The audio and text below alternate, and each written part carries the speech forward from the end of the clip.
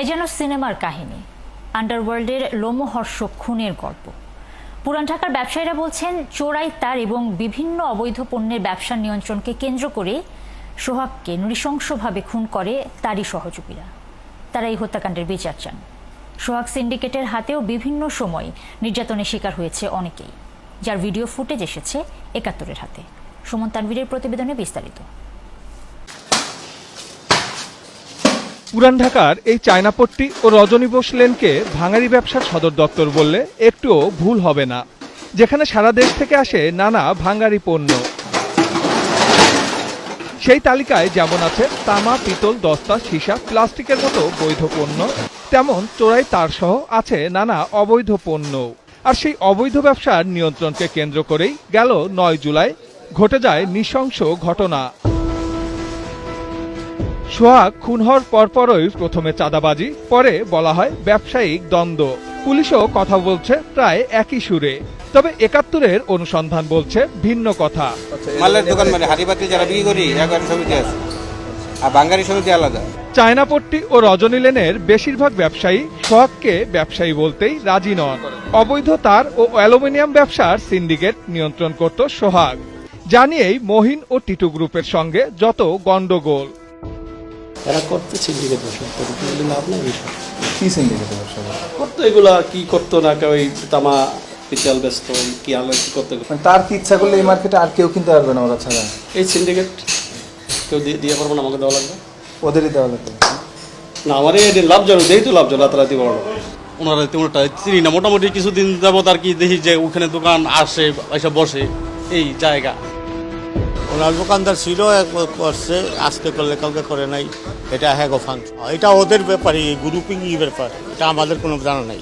ওনাদেরকে তো দেখেই যেত না, ব্যবসায়িক আগে বলে আমি আমার দোকান চালাইতেছি বুঝা, ওনাদেরকে তো একটা দেখাও যেত না বেশি একটা। এটা ওই যে আসে মাল কিনে মাল বিক্রি করতেছে, ব্লগারি ব্যবসায়ী আর কি, যেটা বলে ৪-৫ অল্লগে সবার লগেই থাকতো আর কি। দলবল নিয়ে চলাফেরা করত সোহাগ। ৫ আগস্টের পর সব একসঙ্গে থাকলেও পরবর্তীতে দূরত্ব বাড়ে। এ সিন্ডিকেটের হাতে মাঝে মধ্যে নির্যাতনের শিকার হয় ব্যবসায়ীরাও। এমন একটি ভিডিও চিত্রও আসে ৭১-এর হাতে, যেখানে দেখা যাচ্ছে চেয়ার দিয়ে এক ব্যবসায়ীকে মারধর করছে সোহাগ। গত জানুয়ারি মাসের ঘটনা এটি। সেই ব্যবসায়ীর দোকানে গিয়ে তাকে না পাওয়া গেলেও কথা হয় ফোনে। পাওনা ৪ লাখ টাকা চাওয়ায় সোহাগের রোষানলে পড়তে হয় ফরিদকে। এই সিন্ডিকেটের হাতে জীবন খুইয়েছে এমন স্বজনেরও দেখা মেলে।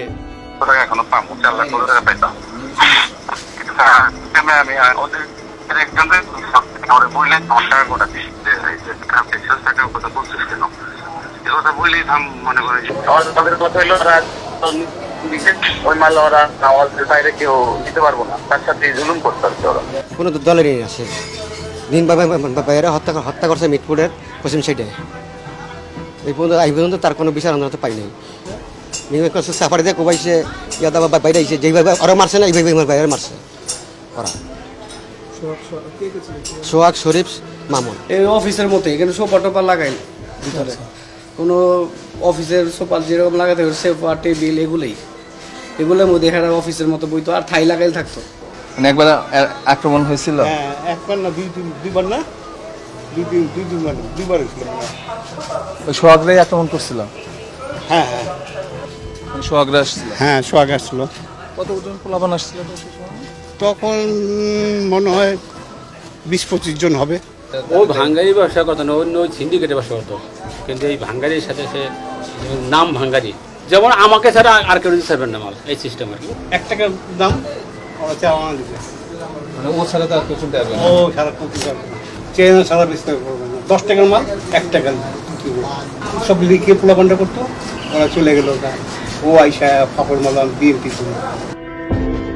এই নৃশংসতার বিচার চায় মিটফোর্ড এলাকার সব ব্যবসায়ী। সেই সঙ্গে চায় সিন্ডিকেট মুক্ত ব্যবসা করার অধিকার।